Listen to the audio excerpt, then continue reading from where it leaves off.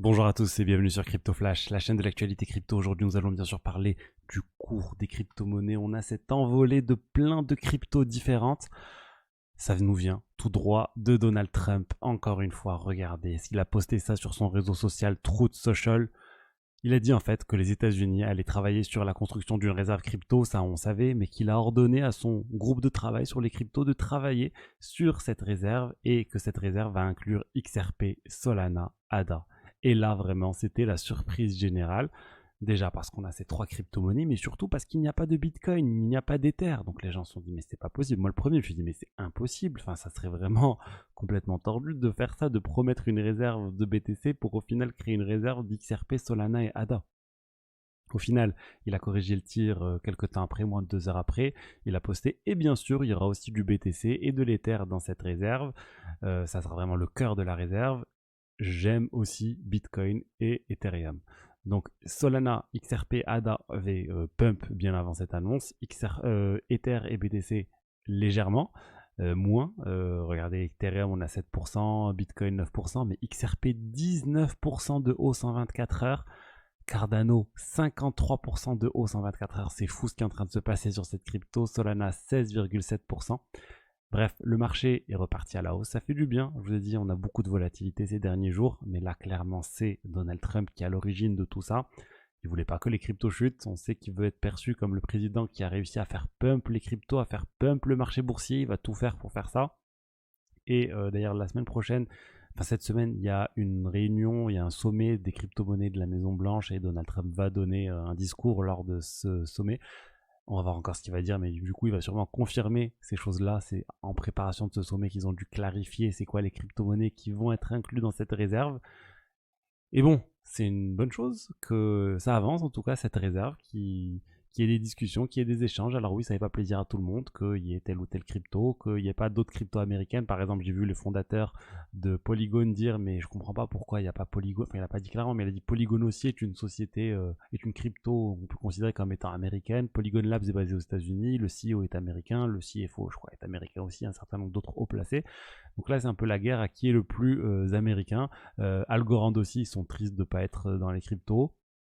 Il y a plein de projets comme ça qui sont pourtant américains, mais qui ne sont pas dans cette liste des cryptos. C'est aussi qui a donné le plus d'argent à Donald Trump dans la campagne. On sait que XRP, ils avaient donné beaucoup d'argent. J'ai vu Charles Hoskinson assez proche des Trump. En tout cas, il a posté un certain nombre de choses qui laissaient penser que il avait quand même échangé avec eux. Donc bon, voilà ce qui est en train de se passer aux États-Unis et ce qui explique du coup cette envolée des cryptos. Espérons que ça continue. On va passer maintenant à l'analyse technique. Le BTC a vraiment rebondi là sur un support clé après un mouvement de correction impulsive. Ça témoigne vraiment d'une absorption acheteuse. C'est marqué par une zone de liquidité dense. On a aussi le croisement haussier du MACD, la divergence RSI qui est bullish. Donc bon, là on réintègre un range de distribution. On teste une résistance sur le Fibonacci. Et la clôture daily sera déterminante vraiment pour confirmer le bullish continuation pattern. Alors non, je viens juste de vous dire absolument n'importe quoi. On ne fait pas d'analyse technique sur cette chaîne. Je ne trace pas de dessin sur des graphiques. Je ne crois pas, je l'ai dit à plusieurs fois, dans ce type de choses. C'était juste pour la petite blague et le petit clin d'œil à tous les spécialistes d'analyse technique. Alors, parlons maintenant de Binance qui a annoncé délister l'USDT au sein de l'Union européenne et de l'espace économique européen dans le cadre de la réglementation MiCA. Il n'y aura plus d'USDT, il n'y aura plus de FDUSD, de TUSD, d'USDP, de DAI, de AUR, de UST, de USTC, de Pax Gold aussi. Donc vraiment, c'est la fin des stablecoins, mais non réglementé MiCA. Il y en a très peu qui ont l'agrément MiCA. On parle de l'USDC, on parle de l'ERC, de Circle. On parle aussi, je ne connaissais même pas ce token, ERIT, Eurotoken, ERI. Donc il y a très très peu d'autres cryptos. Là, ça va vraiment faire beaucoup de bien à l'USDC qui va gagner des parts de marché énormes grâce à ça. On savait que ça allait venir, que ça allait arriver. Maintenant, c'est bon, c'est le cas. Et du coup, vous allez plus pouvoir trader si vous êtes en Union européenne de l'USDT, mais vous allez pouvoir continuer de garder vos USDT, de les déposer, de les retirer sur la plateforme, mais le trading, c'est fini. On va parler maintenant de crypto.com et de la Chronos blockchain de crypto.com et avec le CRO qui est leur token. Là, il y a une proposition assez hallucinante qui vise à recréer 70 milliards de tokens CRO. Actuellement, il y a environ 30 milliards de tokens CRO. Et en fait, ils veulent recréer ces 70 milliards qui avaient été burn, ils avaient été détruits en 2021 pour réduire la supply. C'était une décision très importante et un burn conséquent de crypto. Et là, ils disent non, on veut faire retour arrière, on veut recréer une réserve, on va dire, de token CRO. Il y aura un vesting sur 5 ans et c'est pour contribuer à développer l'écosystème, etc. Honnêtement, j'ai jamais vu ça. J'ai jamais vu une proposition pour recréer 2 fois plus de tokens que le nombre de tokens en circulation. C'est juste complètement fou. C'est censé être pour moi une mauvaise nouvelle quand même globalement pour le CRO, et au final le CRO nous fait un 15% sur 24 heures. Peut-être que le marché n'a pas encore réagi à cette news, peut-être que les gens pensent que ça ne va pas passer. Mais bon, c'est très très étrange et pour moi c'est un warning sur le token. C'est fou qu'on puisse avoir ce type de choses. En fait, on est en train de voir aussi d'une certaine manière que tout peut changer pour une crypto. Du moment où les gens se mettent d'accord pour réaliser quelque chose, ça peut arriver. Un burn n'est pas définitif, comme je reviens là sur quelque chose qui va faire peur à certaines personnes, mais la limite des 21 millions de bitcoin aussi.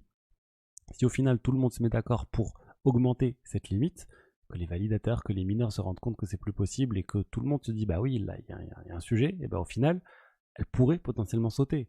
Alors ça ne sera pas maintenant, il faudra attendre une crise, il faudra attendre des gros problèmes, il faudra attendre potentiellement que les mineurs ne soient plus assez récompensés, qu'il y en a qui partent et qu'il y ait des attaques sur le Bitcoin, mais au final, c'est possible qu'elle saute s'il n'y a pas une compensation des frais avec les frais de transaction. Pour l'instant, on n'en est pas là, pour la sécurité du réseau Bitcoin.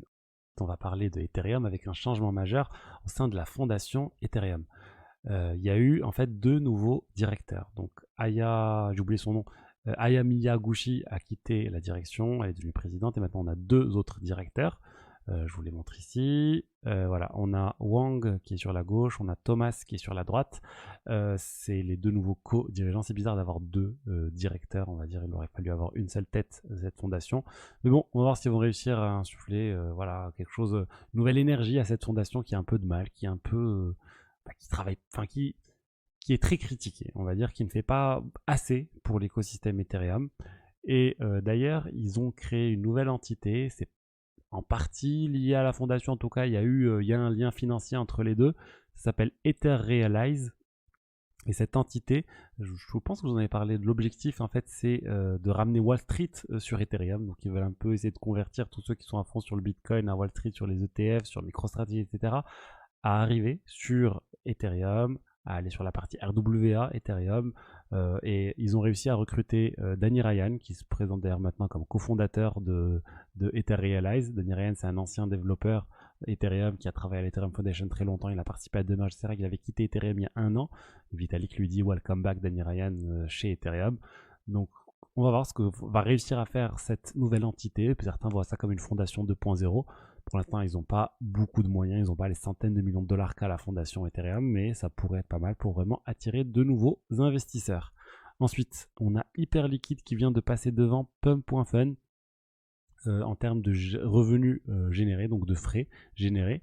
On a Tether à la première place et Circle grâce à l'USDT et l'USDC, ils génèrent énormément d'argent, mais maintenant on a Hyperliquid qui est devant Pump.fun. Il y a eu une baisse au niveau des memecoins, il y a eu une augmentation au niveau des Hyperliquid. Alors ça, c'est l'ensemble des projets crypto, mais bien sûr, on n'a pas les exchanges centralisés qui, s'ils étaient là, ça serait clairement les premiers. On aurait Binance, Bybit, etc. Ils seraient de loin les premières plateformes en termes de frais générés. On rappelle le hack de Bybit, 1,5 milliard, et sans problème, ils vont couvrir cette perte, alors que ça aurait pu arriver au moindre projet de finance décentralisée, il n'y en a aucun qui peut combler une perte de 1,5 milliard de dollars. C'est trop pour eux, c'est plus que tout ce qui a été généré en termes de frais, je pense, depuis l'existence de la finance décentralisée. Il n'y a aucun projet qui a autant d'argent. Donc bon, on n'a pas le classement de ces exchanges centralisés, dommage, ça aurait été assez intéressant. Ensuite, on a ce tweet de CZ qui m'a un peu gêné. Il dit attention, ce n'est pas une promotion, c'est pas pour faire, c'est pas pour que les gens achètent ce token là qui est le token de Ronaldinho, donc le joueur de foot. Le token s'appelle Star10 et il présente le token, mais concrètement quand on a 10 millions d'abonnés sur Twitter et qu'on présente un meme coin, forcément on est en train de faire la promotion du meme coin. Pourquoi il en parle? Parce qu'il est lancé sur la BNB Chain exclusivement et on sait que CZ il essaie de développer massivement la BNB Chain. Il a posté dernièrement qu'il avait plus de 90% de sa fortune en BNB. Donc là il est à fond sur la BNB Chain et le token d'ailleurs a eu un problème de sécurité. En fait, l'équipe avait le droit de burn n'importe quel token qui était sur n'importe quelle wallet. Donc du jour au lendemain, ils pouvaient burn les tokens qui étaient dans des pools de liquidité, qui étaient dans les portefeuilles de personnes qu'ils aimaient pas ou autres. Alors heureusement, ils ont corrigé le problème juste après en faisant un renounce ownership, c'est-à-dire ils ont retiré l'ensemble des droits qu'ils avaient. Du coup, même si la fonction continue d'exister, personne ne peut l'appeler. Et ça montre encore une fois l'importance de la cybersécurité dans les cryptos, savoir bien analyser les choses. Si vous voulez d'ailleurs vous lancer dans la finance décentralisée, vous savez pas trop comment vous y prendre, vous avez peur de vous faire hacker, etc. J'ai un accompagnement personnalisé que j'offre. Vous le trouvez le lien dans la description pour venir vraiment booster vos cryptos grâce à génération de rendement. Le lien est dans la description. Et pour finir, on a la SEC qui arrête son... Enfin, qui n'a perdu d'une certaine manière contre Richard Heart. Richard Heart, c'est le fondateur de Eggs. On en a beaucoup parlé. Eggs, la crypto, Pulse Chain aussi, PulseX. La SEC avait porté plainte contre eux pour un certain nombre de choses et Richard qui aurait détourné des fonds et un certain nombre de choses pas très nettes. Mais en fait, le juge a dit qu'ils n'avaient pas de juridiction sur Richard Heart. Ils n'ont pas prouvé qu'il y avait des choses qui ont été faites aux États-Unis et du coup, c'est plus c'est plus la Finlande, je crois qu'il est basé en Finlande actuellement, qui doit gérer tout ça et que c'est pas aux US. Donc vraiment défaite pour la SEC sur le sujet et grosse victoire pour Richard Heart et pour Eggs. Attention, grosse alerte sur X, pour moi c'est la secte, c'est limite une secte crypto et vraiment je la mets au-dessus en termes de aspect secte que tous les autres projets crypto. Chaque crypto a sa mini secte, faut dire ça tout. Il y a les fans de XRP, les fans de Multiverix, les fans de Bitcoin, les fans d'Ether. Mais vraiment en termes d'aveuglement, j'ai envie de dire, la secte X est vraiment à part. Voilà ce que je voulais vous dire aujourd'hui sur les diverses actualités crypto. J'espère que le contenu vous a plu. Si c'est le cas, n'hésitez pas à liker, commenter, vous abonner. Je vous dis à demain pour la suite. Allez, au revoir, ciao, ciao.